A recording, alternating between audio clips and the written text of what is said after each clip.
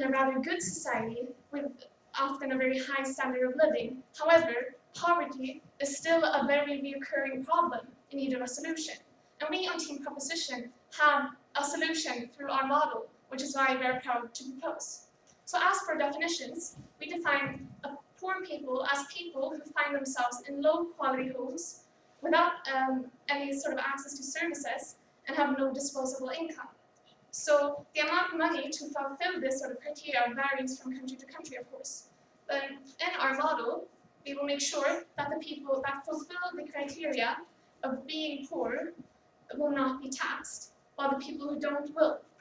So once they get their money, it means that they can slowly get out of poverty by, not having to pay these sort of taxes. So this is a sort of expanded version of the status quo, where there already is a group that isn't being taxed. So expanding this group, expanding this group to the poor people stated in our definition will make sure that we up the bar and solve poverty on another level. So this model, of course, isn't permanent, because once you have enough money to improve your living conditions, even though you're taxed, you will still have money over.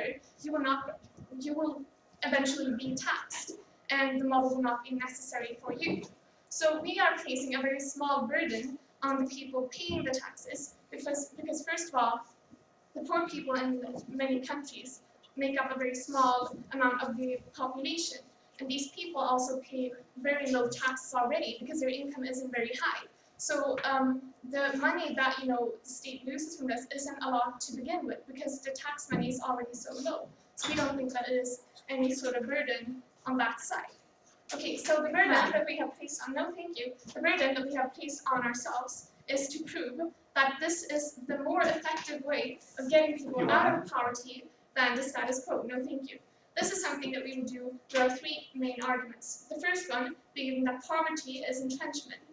The second one being that the state benefits from our side of the house. And the third one being that we empower people living in poverty. So first of all, poverty is entrenchment.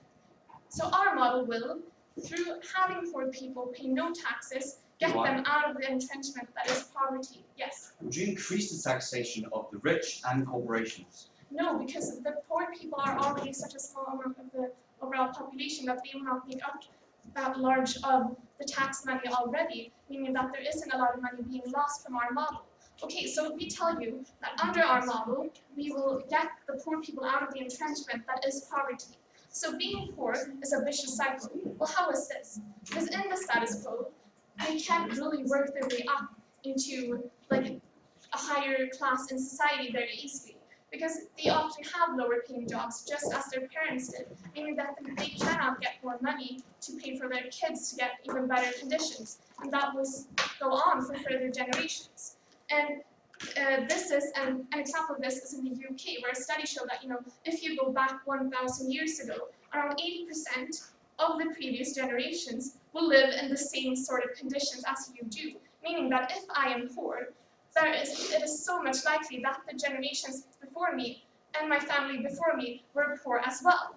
So there is a big difference between rich and poor, because a rich person, if they were to lose their money all of a sudden, if they were to gamble their money away, they can very easily bounce back and get into that society and remain that way very quickly, because if they already have a very higher standard of living, because you have contacts, you have good education, they know their way around that sort of society, they know how to operate themselves and there, meaning that they can actually get through their contacts, they can actually get a good job back very easily, and they can also bounce back and they won't become poor. Whilst a poor person will be stuck in the culture of the lower socioeconomic class, because culture is entrenchment, because it is what defines you as a person. You grow up in a lower working class environment, you will only know how to operate yourself in that sort of environment. Meaning that if your parents were there, they entrenched this sort of culture on you, and you will only know how to adapt yourself to that.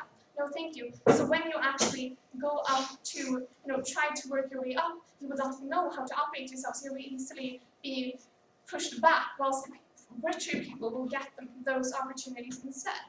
So what does our side do to combat this? Well, we provide a short-term aid with a long-term solution and a long-term efficiency, because we do realize that this cannot be solved overnight. So by having no thank you, having the state, having the state pay no tax, and they don't have to pay taxes to the state, will make sure that they can save and spend money as they wish, and therefore, slowly build up both the quality of their life and the houses they live in and the standards they are under, no thank you, and then also save their earnings and make a better, provide better for their kids and provide better for their coming generations, and slowly but surely get out of poverty, meaning that they will later on pay taxes and have a higher standard of living than they would under the status quo. Okay, so moving on to my second argument. So the state benefits from our side of the house. So by assisting poor people out of poverty, the state gains benefits in two different areas, both in improving equality and improving consumption. So first of all, on the point of equality, well, what is equality? We tell you that it is the fundamental basis on which a free society is built, where no one should be limited to fulfill their full potential. Well, in this case, money is the key to fulfilling this potential, as I mentioned in my first argument. Yes? I find it rather funny that you point out the culture as the main problem. How's an economic gain going to change the culture and the way in which I perceive the world? Well, if you work your way up slowly, you can actually get yourself out of that culture. You will make more money, and if you earn your money and get more into these sort of class, if you were to make more money, you can actually take those earnings and get yourself out of that area and get to live with people of another class and slowly but surely adapt yourself to that. More importantly, your kids will be able to adapt themselves to that better, and therefore giving a better opportunity for the generations to come. Okay, so as I said, equality is the ability to fulfill your full potential, but today the money is the key to fulfilling that potential. And economic equality is the main place where you need to be equal in, because more money equals more power, because you have the ability to choose what you want to buy, for example. You have more respect, because people, you belong to a higher class in society, and people will therefore see the things you say as more legitimate, and people will thank you, and people will listen to you more, and you will have more respect. Well, if there will be no taxes for the poor, these people will be uplifted from this previous situation, and therefore also be provided with the ability to choose themselves what they should spend their money on. And this will also lead to more consumption, because they can afford things that they couldn't do before. And this will lead to more economic gains, which is good for the state, because they will get more taxes eventually, and also this consumption will boost the economy. And that is also good for middle class and upper class people, because they're the ones providing these goods and services, meaning that there will be more consumption on their products. And they will make more earnings, which will be a sort of compensation for the poorer people not paying taxes. And since it benefits both the poor person and the state, we are proud to propose.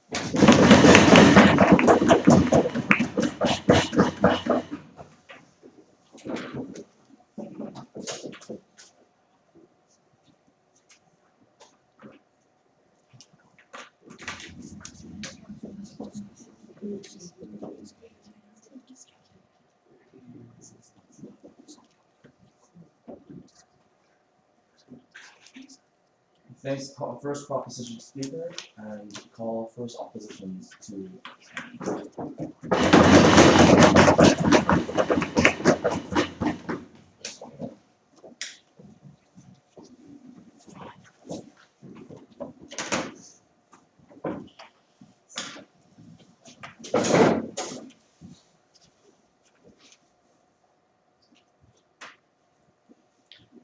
Now, both teams in this debate comes from relatively strong welfare states with a relatively low amount of poverty.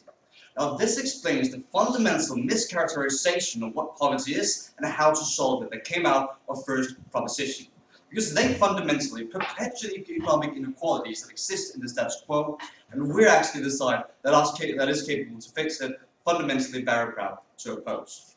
Now, before advancing a three-point case, which entails why this is principally unfair, anti-poor sentiment, and thirdly, the incentives, I'm going to address the issue that came out of side proposition. But firstly, let me make something very clear.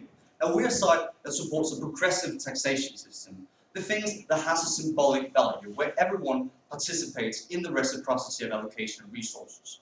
Very important to keep in mind this debate. Now, let's look at the model that they proposed. It's largely based upon this idea of relative poverty, right? This is a very abstract phenomenon, which means they're probably going to allow a lot of people not being taxed. Now, I asked them in the Q1 whether they would be willing to increase taxation for corporations and wealthy people. They said no. The consequences of this is that they now have to defend a comparatively worse public system on their side of the house, because they're now taking resources away from government revenue. Fundamentally harmful, because this hurts the poor people as well. But if they chose actually to increase taxation, no thank you, they'd have to defend this idea of increased outsourcing, returns of entrepreneurship, etc., because of this very important signal value. Worse public system on their side of the house. Next, this idea of why structural reasons leads to poverty. Well, they gave you really no analysis as to why this specific mechanism addresses these issues. In fact, we say it's the other way around. Simply by adding a sense of complacency that now we give more money to the poor people, they actually take focus away from these structural issues. Furthermore, their side that places the responsibility for these structural reforms that is needed with the individual poor person. We argue that the society in general is better capable of addressing these structural economic inequalities, not simply just giving money to the individual poor person. Now, the second argument was this idea of why the state would benefit from this. Well, Mr. Speaking, this is largely a hung point again in terms of why this actually addresses the economic inequalities in the status quo. Again, no specific analysis. Let me briefly address this mechanism, how it actually does not work. Simply just increasing the disposable income of this individual poor person does not mean that he'll be more able to get a job, does not mean that he'll be able to break the maybe negative habits that he has in status quo that has forced him into poverty. It simply just further perpetuates the negative ideas that has led him into poverty in the status quo.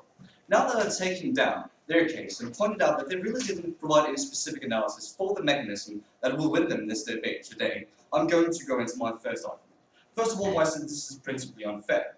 Now, in this point, I'm going to prove to you why this is principally unjustified, and important to keep in mind that the principal violations that are outlined in this argument is exactly also what's going to lead to practical harms in terms of anti-poor sentiment. Important to stress that. Now, first of all, this idea of using public resources unfairly. We say that the pillar of social democracies and welfare states in general is this idea of reciprocity of allocation of resources.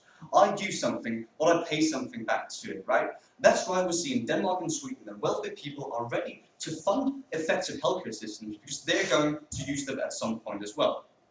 By taking poor people out of the equation, you're fundamentally violating this. No, thank you. So, moving on to the second idea about democracy. We see that a core idea of democracy is that you cannot have representation without taxation. On their side of the house, poor people can still vote. That means that they can now influence what the wealthiest people's money is going to be used on without actually having a stake in the system. Now, in the status quo, if I had a limited amount of resources, no thank you, I would never vote for major tax increases because I have an actual stake in the system. That further creates this democratic unfairness, because now you allow people who do not have this monetary stake in the system to make decisions that influence people who actually do. Very democratically harmful. But furthermore, this idea of signal value. Because now you're saying that the rich people has to carry the entire burden of the poor people and that they have a moral obligation to pay a lot more than poor persons. This has a practical harm as well. We saw this in France where the millionaire deputeur migrated to Russia because of tax increases. We argue this is exactly the kind of things that deters entrepreneurship, that prohibits people from actually trying to make risks and increase their state of life. But it also has very negative perceptions in terms of corporations that'll be more likely to outsource. Because you're saying the poor people do not have to pay taxes, or the rich people have to pay a lot. This has incredibly harmful signal value. Moving on to my second argument about anti-poor sentiment. Keep in mind all this principle justification leads to practical harms as well. Firstly, this idea of stigma. Because we're saying that when you say the rich people should carry the entire burden, there's very negative consequences in terms of this adversarial approach to taxation that you create. Now, this means that they're going to these rich people are going to be negatively biased towards these poor people. This is incredibly harmful because, as proposition, we recognize that poor people are poor for different reasons, for structural reasons, Mr. Speaker. Yes, there are poor people who are lazy and do not inherently want to work. But there's also people who simply cannot work. We see that in the status quo, you also pay tax, and I'll take you in a minute, of your unemployment benefits and your disabled benefits, simply because of the symbolic value that you're also part of this community and you also pay back to the society that you're a part of. But before I continue, you seem to disagree. Yes, so you're talking all about that it's the poor person's fault that they are poor. How about people that are born to poor families? How are they in any way supposed to benefit under your model? That's exactly what I'm going to address now, because you're simply not solving this on your side of the house either. You're simply just increasing the amount of money that this poor person has, without actually addressing the structural reasons why he or she has ended in this specific situation. Now, but why is this negative bias incredibly harmful? Because it creates social divisions and harms the way that poor people interact with rich people. We say that they divide society, fundamentally harmful. Well, let's talk about policies, because we see that under their model, there's two scenarios. Either the wealthy people is going to think the issue solved, because now, just like proposition, seems to believe that the poor people have more money, and that's enough. But we also argue there's a second scenario, that they're actively going to fight the poor. Let's start with the first one. Because we see that they're not going to advocate for policies such as mitigating the effect of social heritage in education, as they seem to believe that their model actually addresses. Because now they seem to believe that they simply solve the issue by increasing the amount of money. Incredibly harmful, because we need political capital to address the structural reasons why there exists poverty in the status quo. You remove focus from the actual issue by implementing propositions model. But let's look at the second scenario, in terms of why they'll actually fight the poor. Now, this is because of this adversarial perception. I, as a rich person, is going to feel incredibly violated. Well, I have to pay everything a lot more comparative to the poor persons. This means that I am directly going to try to mitigate public expenditure, such as actually lowering the minimum wage, because that's going to be in my interest as well. Because you create this adversarial approach, I'm going to use my political capital, because rich people tend to be more like politically enfranchised than poor people, to actually try to mitigate the amount of money I have to spend to help the poor. Very important in terms of the single mom who works 4 jobs to try to care for her family. Now she's going to work under a lower minimum wage. Because they haven't explained why their mechanism addresses these structural issues that they also remove focus from. We're incredibly proud to oppose. Thank you.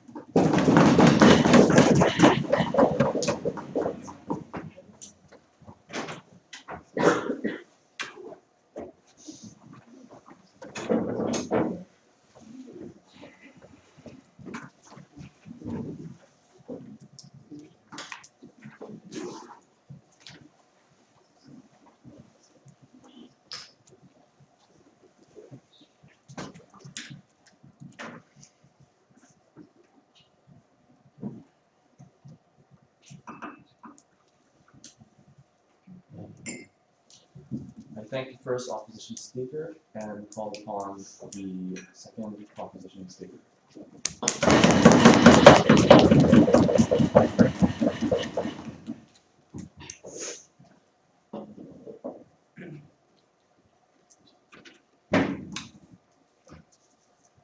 Ladies and gentlemen, we find it ironic how Team Denmark just stood up here and talked about structural issues when they are a part of the structural issues, when they have the simplistic view that poor people are just poor because they're lazy or that they can't do work. We on this side of the house understand that being poverty is a more complex issue than this, that poverty needs to be solved by defeating this kind of attitude that Team Denmark had today. That's what we are so proud to propose. So today I'm going to do 3 things for you. Firstly, I'm going to rebut their case. Secondly, I'm going to reconstruct our case before I thirdly and finally introduce the third and final argument of Team Proposition, that we empower people living in poverty. Okay, so what did they tell us on their side of the house today? Well, first of all, they seem to have some kind of contention with our model, because they thought that it would be a large burden that would be placed on rich people, but because poor people wouldn't be paying much tax. Well, first of all, what we tell you today is that it isn't a large burden. Why? First of all, no, thank you. First of all, poor people are a minority group today, so they're already essentially not paying that much taxes. Secondly, they are poor. Just in a progressive taxation system, they're not paying that much taxes at all. So we think the burden that we're losing on our side of the amount that we're losing on our side of the house is very little. because there are fewer people and they pay less taxes. However, on our side of the house, this is a very short-term problem, because as we explained to you, our model leads to poor people being able to consume more. And this is, in general, a very good thing for the state. So, one, we get them out of poverty, which means that they will be able to pay taxes later. And secondly, just active consumption gives money to companies, for instance, that gives the liquidity and money goes around. Secondly, well, they talk like this creates resentment from rich people. Well, we tell you that this simply isn't untrue, because let's look, because they say they support progressive taxation. Good for them. Progressive taxation works the way that rich people pay a lot more money than poor people in the status quo. However, we don't see this resentment on their side of the house. We don't see this resentment in the status quo, where there is a progressive taxation. Why don't we? Because we don't think there is a resentment to this. And also, because we think that the rich people understand the benefits of having poor people being able to be helped in society, because when society is helped, when society becomes better, it becomes better for rich people as well. So that point completely false. And even like, because they have this like attitude like, society is based on like, I pay, I receive from it, and that's why people pay taxes. But like, when we talk about really, really, really, really rich people, like these private wealth who fly in their private jet, who really don't use any kind of like any services at all, they still pay taxes, although they don't use the services provided by society. We think that this is a big problem in their analysis. So let's address structural issues. Well, first of all, we tell you like the big problem when it comes to people living in poverty is, for instance, that they have no disposable income. The only thing they can cover, ladies and gentlemen, is for instance, basic needs. For instance, like food, for instance, like, I guess, toilet items, and in many cases, they aren't even able to pay for this. Now, we tell you, this is a big problem, because this creates, any resentment comes from this, that they, you know, they are very, very poor people. But as I told you in my intro, on their side of the house, they have a very simplistic analysis of the structural issues. We don't tell you that poor people are lazy. We don't tell you that they work less hard. What we tell you that the structural issues that are underlying here are that, just like Denmark described, that people just assume them being lazy. People just assume them that they don't work that hard. This isn't true, because there is a system racked against them, ladies and gentlemen. And on our side of the house, we believe that if we can empower them in a way, if we can just put them up one step, so that we can give them the first shove by giving them a little extra money, that they can invest, that they can become richer, then they can come out of this system. Okay, third and final argument, but before that. The reason why we don't see resentment in progressive taxation systems is because the poor people actually pay a small amount of taxes. No, okay. Please address how the perception of rich people goes to change, but they don't contribute at all. Let me respond to this, because the thing is, as Carolina explained to you, in the status quo, there is already an amount of society that don't pay any taxes. Like, if you have in the status quo under like an annual amount of income that is below a certain amount, it's different in different countries, then you don't pay any tax at all. This is the status quo. What our model is doing is raising this bar so that all poor people are encompassed by this. We don't see this kind of resentment on their side of the house. Third and final argument, we empower people living in poverty. So we're telling you that unlike in the status quo, where people living in poverty are neglected by the state, and people of higher socioeconomic standing,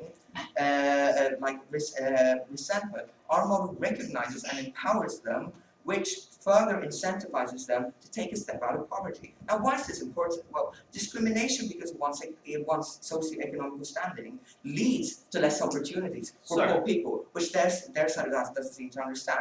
And also, a state without poverty is what both sides of the house today are trying to reach. Okay, so let's look at the status quo. That people living in poverty are the lowest social class in society. Like, many people, including Team Denmark, seem to believe that they somehow deserve to be poor. Why? Because they didn't work hard enough. Why? Because they're lazy. They're entitled because they received like help from social services. This leads to the kind of discrimination that we almost recognize on their side of the house.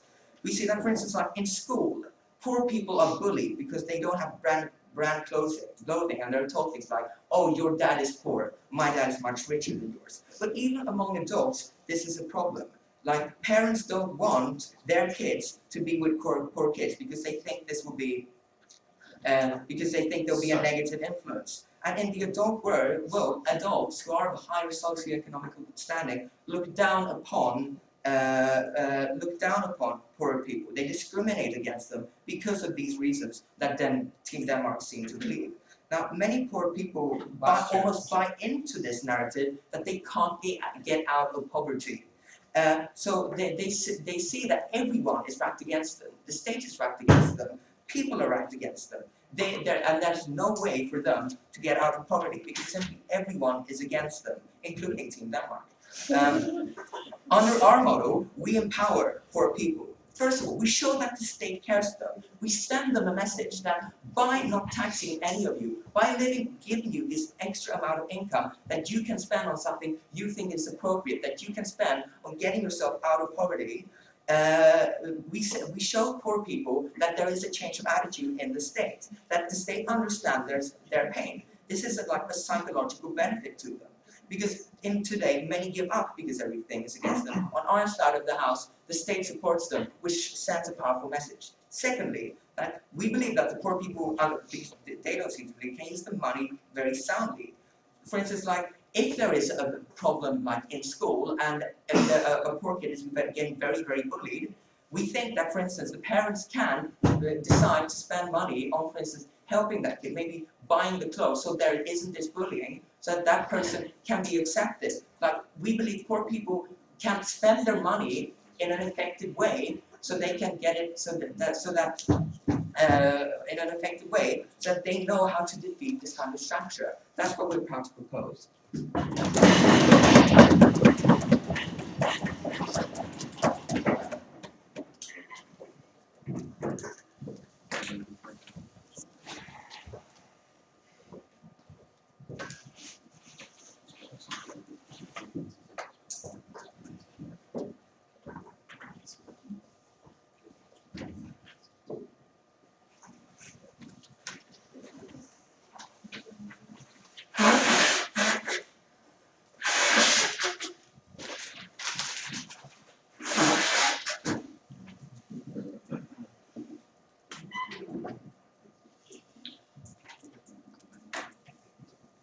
We thank first, second proposition speaker and call upon second opposition speaker.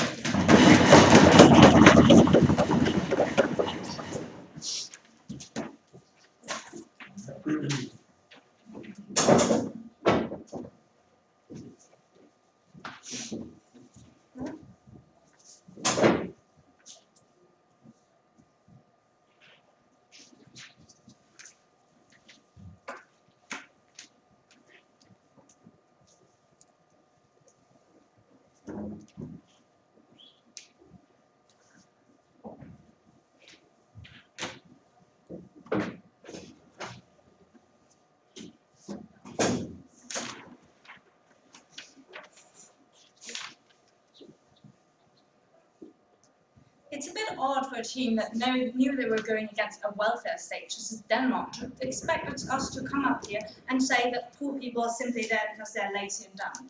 Mr. Speaker, we recognize the fact that on the actor of the lazy and dumb poor people that are poor because they simply do not want to work, we would have won so immensely because of course you should still be paying taxes. So therefore we chose to take upon us the higher burden. We chose to take upon us the structural poverty, and we chose to prove to you how we're fixing that more clearly on our side of the house. You must not, in any way buy into the mischaracterization that in no way represents what Emil has been telling you.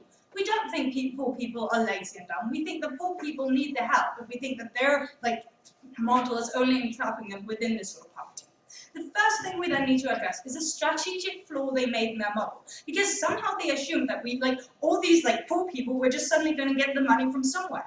But we very clearly tell you that, first of all, it is not that little amount of money, because a lot of people live under this poverty. They have a minimum wage job, and we think that though this might not be a lot, this is still some money that we need within the tax system, because essentially the tax system is a zero-sum game. So insofar they're not willing to tax the rich or higher, we must take this money from elsewhere. Things such as, the public school system that always gets defunded, such as the public health system. This further harms the poor people, and I'm going to talk a little bit about this later. So insofar that they don't magically are just going to have a lot more money, that doesn't really stand. They must address this within their third speech. Three themes before I get into the last talk of today's thing. First, let's talk a little bit about the first argument in the first speech, which was really just this idea of entrenchment. Essentially, what they kept on telling you was because of these cultural changes that poor people do not raise higher. So when we then asked them a POI, how are you ever going to fix these sort of cultural changes? Because you're still not going to have an understanding of how rich people behave, what kind of, certain highbrow language you need to use, if you're simply just going to have more money. What was their response? Well, you know what, now you have money, so you just move into the rich neighborhoods. But really, this is not a solution, because now we're just lifting up the bar. Insofar they're talking about relative poverty, we're just making sure that we simply, these people move out, but they won't necessarily have more money because the lowest bar will simply have been raised a bit. Meaning you're still only going to be able to live with those few. You're not actually fixing an issue, you're simply hurrying up the relative poverty to accept that doesn't really help. It was the cultural, structural changes that you want to make an effort to change. So let's talk a little bit about the poverty cycle, and essentially they went ahead and tell you, oh, you know what, people still stuck the 80% of Britain. But actually what we tell you is that we, especially in Scandinavia, have come so far. I want to congratulate the Swedes on the fact that less than 25% of parents, 75% of children go up to have higher paying jobs than their parents. Why is this? That is because we create direct policies that go ahead and benefit these sort of people. That is things such as, better public schools that can, help you to get into a good university. That is things such as state-funded help to make sure that poor people go out and get a job. A main problem, which we unfortunately have to address, is that sometimes these poor people might not know what is the very best, what they should be able to spend these money on. We see that there's a direct correlation between cigarette addiction, between alcohol addiction, and we fear that a lot of these money are going to be spent on this. Essentially what we tell you is that's what we already see happening in the USA, where we're forced to pay people with food stamps because we simply cannot trust them to gamble the money away. This is an unfortunate thing, but what we must recognize is what really changes your status is how good your school is. That is how we enable you to go ahead and get these sort of things. Unfortunately, no thank you. This will never happen on their side of the house. Why is this? Second thing of the puzzle, the social division. Because essentially what we tell you is we're going to create the false perception that this problem has already been fixed. Now we give them a lot more money, so why do I have to go ahead and be willing to spend more of my tax money with my kids going to private school and improving the public school system? We're giving far less leverage to those very left-wing politicians that would else be able to go ahead and do something because we're creating this false perception of the problem having been fixed. So then we tell you, and then we gave you this very big point on this idea that the democratic the social division, and essentially what they told you is no, you still have that on your side of the house because you have progressive taxation. But no, Mr. Speaker, because on our side of the house we acknowledge that everyone is doing everything they possibly can to further the society. Why is that important? Because first of all, when everyone's contributing as much as they can, this gives democratic legitimacy to the decision of the poor. But why is that even important? Because when you're then, in the public health system and you see that a poor person who might wear clothes that make you assume that he is such gets in front of you, you'll be more likely to accept this sort of thing because you won't feel like he's simply skiving off the system. You will acknowledge the fact that this guy, you will no longer think that this guy is doing nothing to maintain society. A huge part of what binds us together is the fact that we are all committing to our civil duty of improving the society as much as we possibly can. This is very important. But second of all, we also think it's very important that we have this sort of media stigmatization in the status quo. There are people that characterize poor people as what they have been trying to tell you we are. We think you're furthering that sort of entire stigma that poor people actually, don't even contribute at all. We think this is a huge symbolic devalue to these sort of people. We think that's far worse because first of all, we're giving the stigmatization to these people that they can do absolutely nothing, are basically directly worthless to society. We think that is far worse because that's how you do not want to create these sort of policies. But you seem to disagree. Yeah, when you say that each person has the right, it should contribute and improve society to their best ability. But what if large groups of society are being held back because they cannot and should not have to help when they aren't able to improve for themselves? Okay, so we think that these people will only be able to improve for themselves when we give them these sort of, political advantages, such as better policies in terms of public healthcare, which is what Sweden used to better the conditions of the poor. We think, second of all, think that when we live in this democracy, you told ourselves that it's very, very, very low these people actually have to pay. So it's simply the symbolic value of all of us contributing that creates better social cohesion. Fourth piece of rebuttal, this idea of discrimination. Essentially, the only thing they really had was this idea that now you can buy, brand clothes. That's what we're supposed to be spending your taxpayers' money on, brand clothes for your kids. Mr. Speaker, we think when you're in these sort of poor conditions, first of all, you're not interacting with the people because of the social division, and because of the poor publics, because you're not interacting with the people who would be bullying you. Second of all, we tell you you're simply lifting the bar. Now we have a bit higher poverty, but poverty is always going to exist on both sides of the house. Let me get into my final argument of today's debate. It is a disincentivization. Please acknowledge this directly contradicts anti-state benefit. I have two subpoints, the economic one and the social disincentive.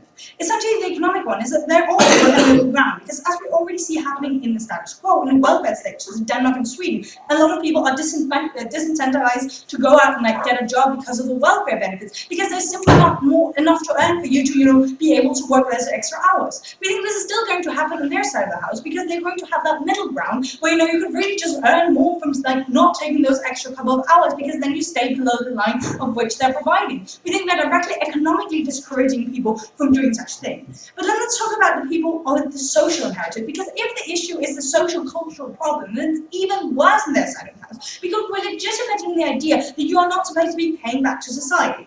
Let's talk about the single mother. Okay, it's going to be really expensive for her to suddenly have to hire a nanny. It's going to be really expensive for her to order takeaway the nights that she's out working so late that she cannot cook food for her kids. There's these structural things that are going to make sure that it's going to be more expensive for you in that middle ground, which is the hardest one to overcome when you escape into poverty, that will directly discourage you from ever going ahead and doing such. We think you don't ever will get to the point where you can actually be able to pay back to the state. We think that's why their argument is falling at that point. So essentially what we're telling you is that lastly, the social thing is that now these kids are growing up with the mentality that it's okay that their mother isn't paying taxes, and they probably ought not to either, because they're in that unfortunate circumstances. So you're furthering the idea that it's acceptable to live in these poor conditions. You're furthering the idea that it's so sorry for you that you should never try to escape this. That's why we beg to oppose, because we're actually the ones fixing poverty. We don't discourage you, and yeah, thank you.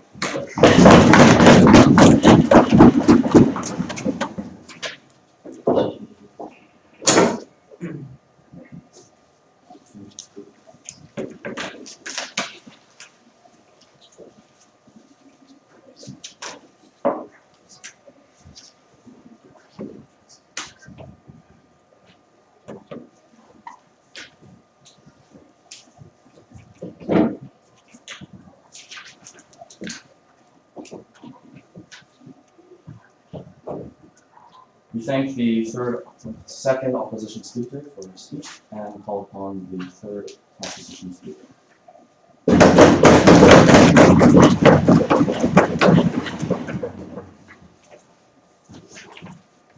Wait a moment.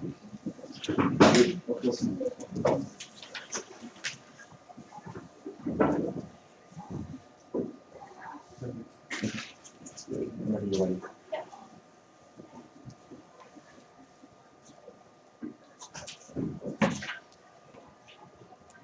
We on side proposition do not think that we should keep taking on someone who is down, but in fact should offer them a hand that can help them get back up. That is why we're so proud to propose. So first I want to deal with one point that was brought up by the first speaker on side opposition.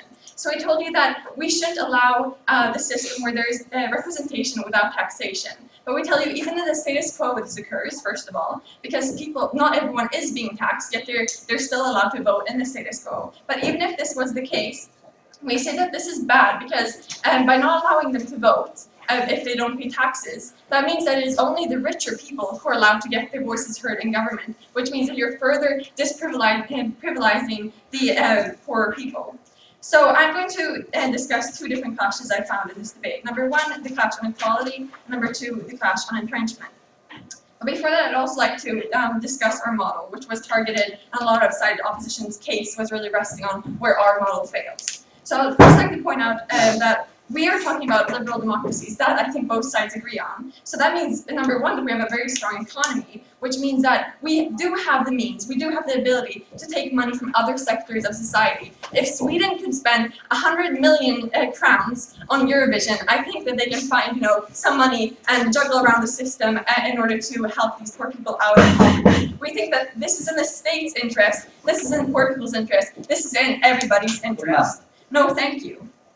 So because we have actually given you a model that works, it's very viable, I think that a lot of their points fall on their side. Because for instance, the point about discouragement, that poor people won't want to work because they're just getting their money. We're telling you that these are people who barely can get enough food on the table. They have bad housing conditions. They won't be discouraged to work for the money because the small amount of money they're getting, which they were paying in taxes, won't really help them to buy a huge house. Instead, they need to, on top of that, keep working to get out of poverty. So, for instance, that point falls on their side. But if I move into my first clash on equality, so I'm going to answer 3 questions. First of all, why is equality important? Secondly, why is our model creating more equality? And thirdly, why is this relevant to the debate? So, equality in the status quo. We have much less equality. How can we see this? For instance, through the Gini coefficient. What is this? It is a measure of income inequality, which means that with economic development, basically you're leaving one group behind, and that group will be the poor people. What bad stuff does this lead to? 2 things. Number one, you have less stability within government, within the society, because you're automatically dividing and limiting one group to only certain services, while another group can choose all these different things. Secondly, this leads to that the rich people's needs are much more seen to than poor people. Why is this? Because with power comes, with money comes power. So it is in the state's interest, or the state must see to the richer people's interests first, because they know that, for instance, IKEA in Sweden, if they would be mad and all of a sudden, move out of the country, that would harm the state. So therefore, it is in the state's interest to try to prioritize these richer people. And we say that this is bad because, poor people don't have the same opportunities to protest the government then, because the state is allowed to devalue them. So we say that, in fact, we need to change this. So how are we creating more equality? So by giving poor people more money, the government will have to listen to them, because you're after a while moving out of your poverty-stricken position. I'll actually take you right now. Thank you. How will you ever get the political capital from the wealthy when they're told that they have to fuel all the public expenditure of the government, which they don't necessarily benefit from themselves? Okay, so we're telling you, number one, my first speaker told you about how also rich people are being benefited because there's more, flow of capital within the system. There's more liquid capital, but also because in the end, our model isn't permanent, because once they move out of poverty, this already very small burden will in fact be removed, and everyone will be taxed again. So moving on then to why is this relevant to the debate? So we tell you, number one, that equality is the foundation of any free society. And why is this so important? Number one, because we're ensuring more stability of the society, which is good for everyone in that society. So rather than splitting it, we should try to integrate it more. And that is number one, through economic means, because with more money comes more power. So moving on to my second clash. No, thank you.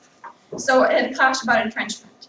So I have a question here. Then, does our model target structural issues, and how will this then help people get out of poverty, and how will this change public perception of poverty?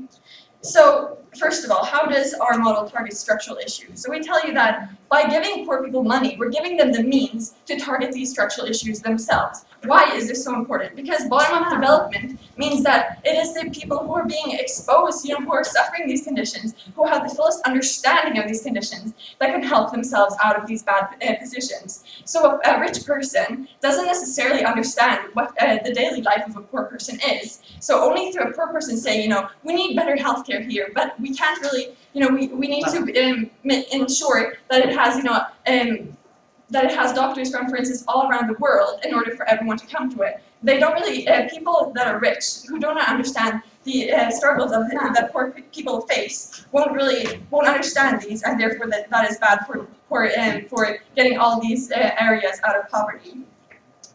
So how is this then relevant to the debate? No, thank you. So because, I mean, we on both sides say that, yeah, there are structural issues, but because poor people are the ones with the fullest understanding, they must be the ones to target these issues themselves, because only in that way can they ensure the best means for themselves. And that is why that is so important. If I then move into changing opinions of the public, then.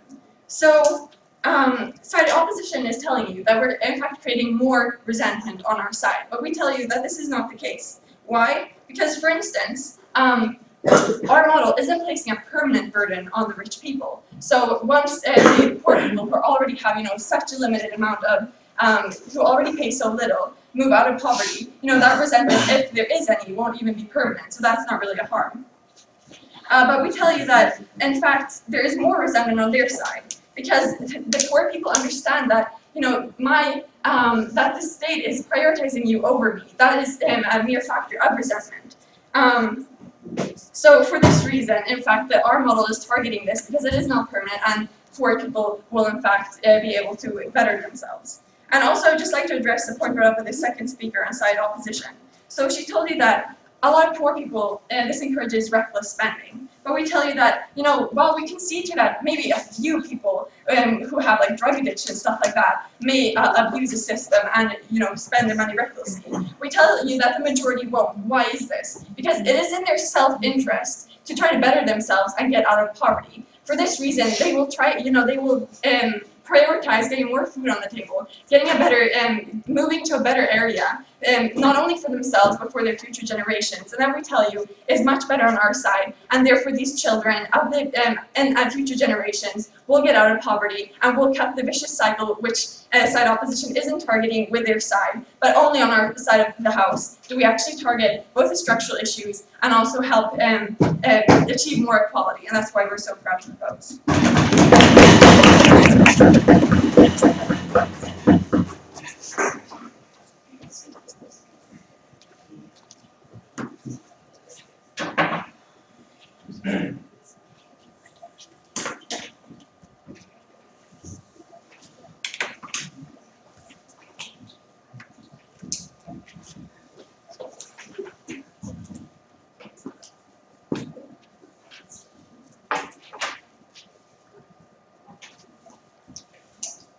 We thank the third proposition and call upon the third opposition.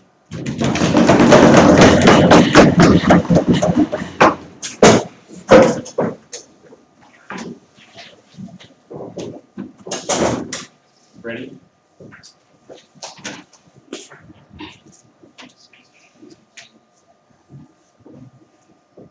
The first step in solving any problem is to recognize that there is one. Unfortunately, proposition has identified the wrong problem. The problem for poverty is not that they don't have enough money. Instead, it is having structural changes. Because once you start giving them more money, it doesn't mean that I, as a single mom or as a single dad, suddenly become way more qualified and get a better job so I can climb the socioeconomic ladder. I might be able to pay for more food in the short term, but once I hit that barrier, they talk about I'll have to pay taxes again, and I'll go back to the poverty line. So think that in the short term, they don't get more qualifications, they don't get the huge educational reforms that they so badly want. In the long term, we have argued throughout the bench, which they haven't really adequately responded to, that'll have long-term harms. We think that just merely the perception, even if we concede it is wrong, that when the poor doesn't pay taxes, now they have to take care of themselves. The perception goes that now they have so much money that they don't even contribute to the society, they simply also must take care of themselves. This means that the politicians, or even the general discourse, goes that they are less likely to actually implement the policies that are needed to address the very structural changes we need to address poverty, such as education reforms, labor laws reforms, minimum wages, and healthcare. Those are long-term benefits we have on our side. They get the short-term benefits. I understand why they want to do it, but we need to be logical in this debate and look at how we address poverty the best. Two themes, principle and practical point. So let me go into the principle point first. Here Mill made the very good point that it is unfair That is to say that when you don't pay taxes, that you still benefit from the society that you are serving in. We think this has practical harms. We think that the principal harm in and of itself is also enough reason to really oppose this resolution. But then they responded, well, some don't pay taxes either.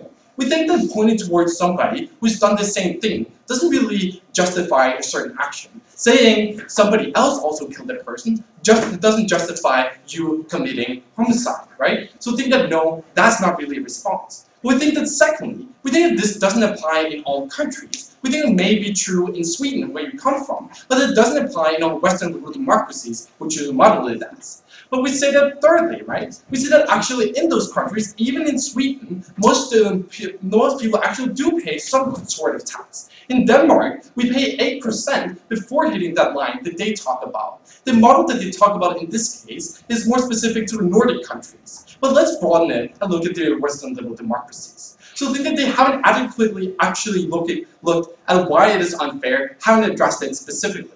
The second point we had within this point of why it's principally unjust is the point that Emil made about democracy. We think it's not fair that you vote when you don't have a stake in the society, right? We think that this also further creates resentment towards the poor. But then they just responded, the third speaker then responded as the first one, made two responses. Firstly, status quo, not all are taxed. Already dealt with that. Secondly, they talked about, well, if you're not allowed the poor to vote, then it'll only be the rich ones voting. Again, flawed logic. Emil didn't say that we didn't want the poor people to vote. What he did say was that it was unfair letting them vote if we implement this resolution. But we didn't propose that they shouldn't vote. We think that that is reason enough also to oppose it. I'll go into the practical now, which has been the crux of today's debate. Here first, we think it's crucial that we're going to recognize the point we made about policies and we'll get worse long-term policies because that's something they haven't really responded to. The only response they really gave was, it also benefits the rich. Firstly, we think this is an assumption they never actually proved in any of their three substantial speeches, right? They haven't proved how it benefits also the rich. We say that secondly, even if you do benefit the rich, right? We say just the perception from the rich, from those that have political leverage, that somebody else is just benefiting off me, somebody who's being free riders in society, make me less likely to actually go out and advocate for those people, even if I actually also benefit from it myself. We see in a lot of cases, ideologies actually outweigh the practical benefits, as in Brexit, where many people actually voted to leave because of sovereignty, and they disregarded as the practical consequences, right? But we see that this kind of mindset also goes to show that in this case, rich will also resent, even if it's true that they also benefit. But secondly, right, this is the point that they didn't respond to. And here Clara talked about in her third argument about how we legitimize poverty. We don't think it's a very good thing that children are being taught that it's totally fine that you grow up and you don't pay taxes. We think that they further enhance this kind of narrative when they go out and implement this kind of motion. They need to address this. But here I take them at their highest point.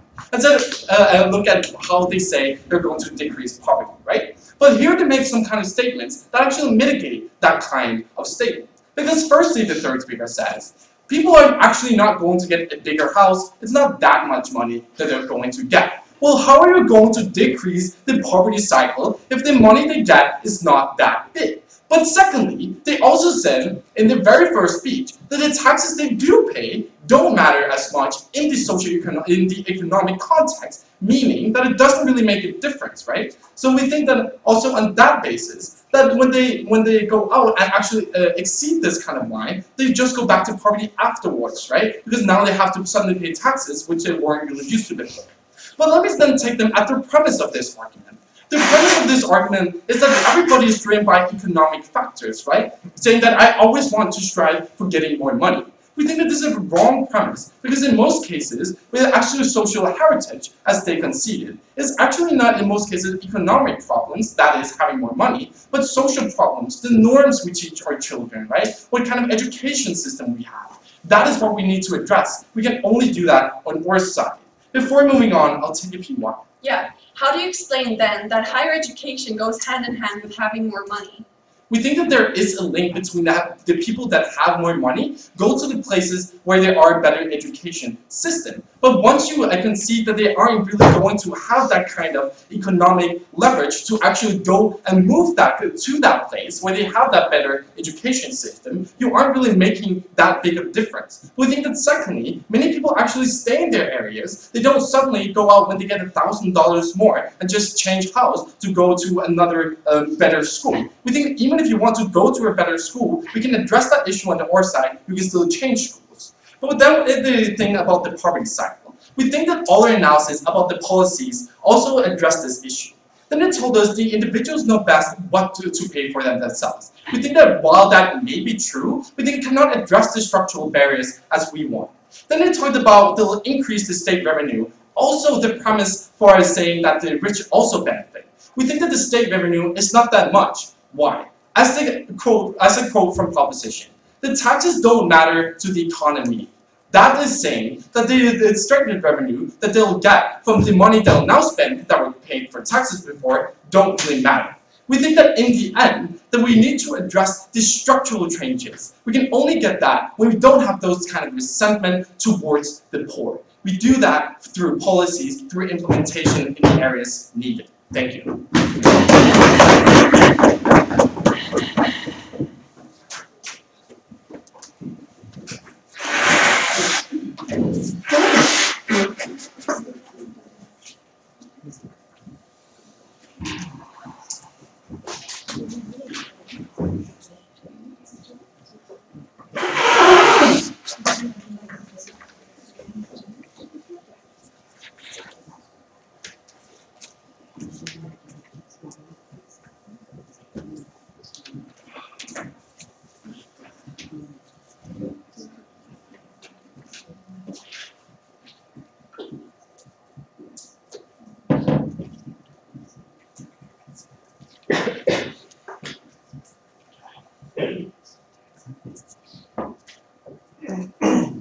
I would like to call upon the final speaker for side opposition.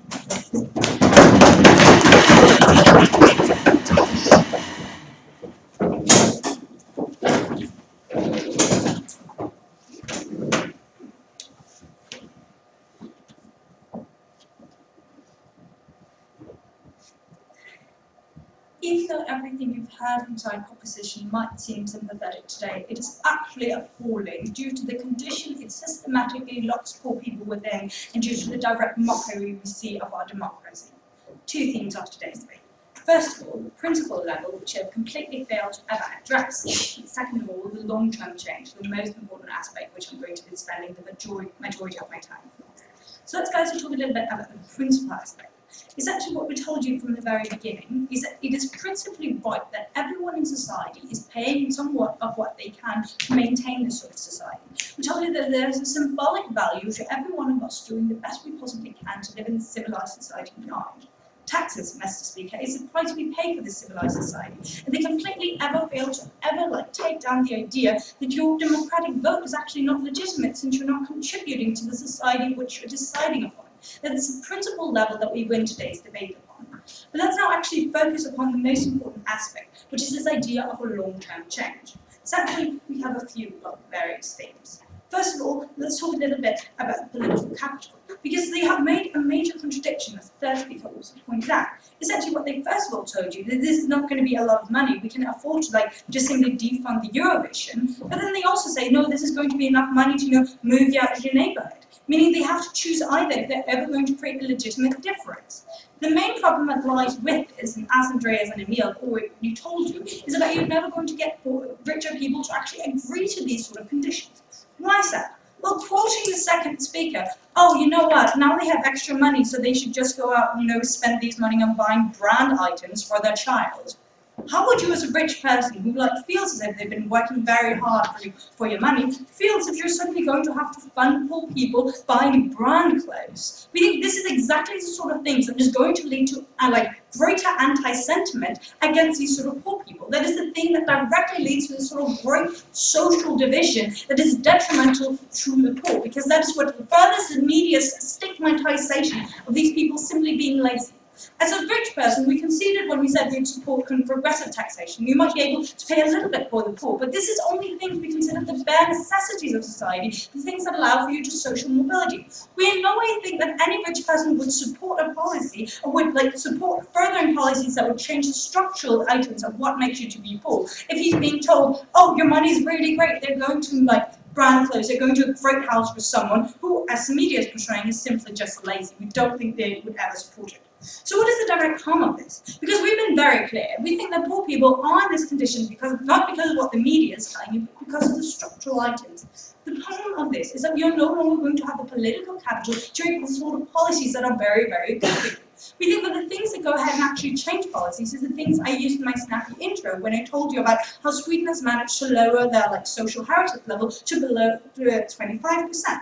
Essentially what we told you is that the only reason they've been able to do so is because they created political capital to have better public schools, which will now help the kid get into a university. No matter how much money you have, you're never going to be able to understand the cultural differences that lies between the two classes. We think that they try to tell you, oh, they don't know how to behave, and that's exactly the issue. Just by having more money, you won't necessarily know that you have to use a certain kind of highbrow language. You don't necessarily know that it looks good if you manage to match your ties with your socks at Goldman Sachs. We think there are a lot of these cultural norms, this sort of doxa that people don't necessarily understand, and simply having more money will not help this. Essentially what we also told you was having more money doesn't necessarily mean you're going to spend them on the things that better your condition, that manage you to move out of society. We already gave you the example of how these people might be in this situation because of drug addictions. That's why we sometimes give them food stamps. Finally, they never respond to the disincentivization, how we're directly locking people, preventing them from ever, wanting to move up the scale because there's simply not an economic benefit in doing so. Because we stand for breaking the poverty cycle on a long-term scale, we beg to oppose.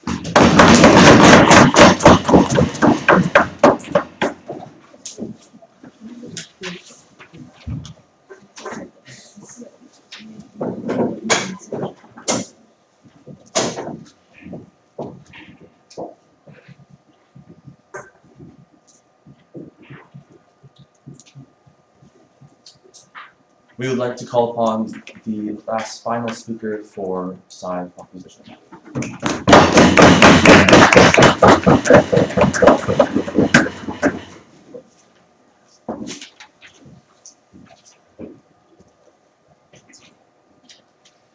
Ladies and gentlemen, when a Danish king 500 years ago came to Sweden and beheaded 200 aristocrats, Sweden became angry. This is Sweden taking revenge on Denmark. So, today, let's answer 3 questions. First of all, will rich people hate our model? Second of all, what's the underlying reason behind poverty? And third of all, how does our model get people out of poverty? First point, will rich people hate our model? So, they painted the picture that the rich people, because of the fact that poor people won't pay, will hate it because they feel that they have to, that it's unfair on them. We pointed to the system of progressive taxation, ladies and gentlemen. The system we have today, where there isn't a anti-poor sentiment from the rich. Then they pointed out that still everyone should principally contribute to society, and that this is a principle that we should support. But we told you, ladies and gentlemen, that this principle doesn't really exist in all societies. We gave you the example of that.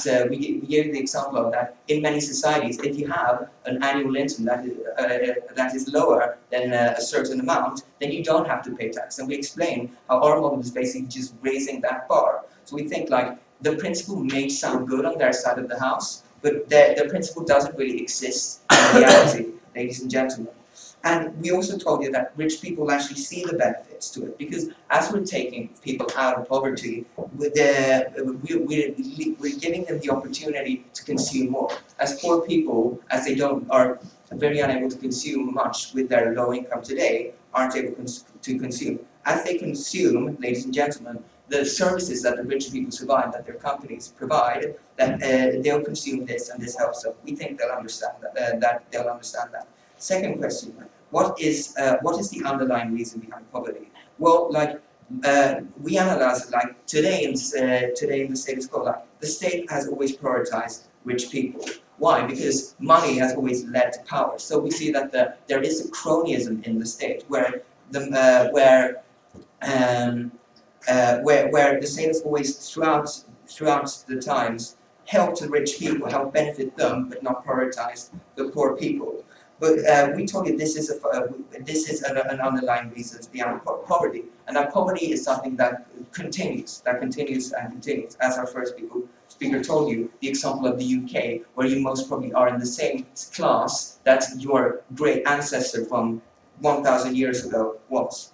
So, so what we told you is that what we do, the underlying reason behind poverty is that that people they need to be able to spend more, and that takes me to our third clash. Like, how does our model get people out of poverty? So we told you the psychological support, because for the first time ever, the state is recognizing that poor people exist. That we know, well, not that they exist, but that they're recognizing that they're important and that they're helping them. And this gives them a big psychological issue, the help to poor people. That they see that finally we have someone on our side. Finally, we can try to get out of this cycle.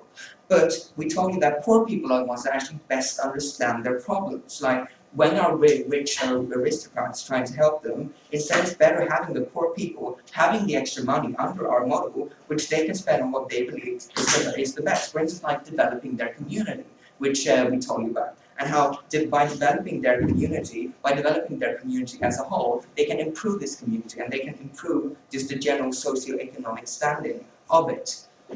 So because we have a better understanding of poverty, because rich people actually will support our model, because we will help and that short term and long term we'll have less poor people, that's what we have on this debate today.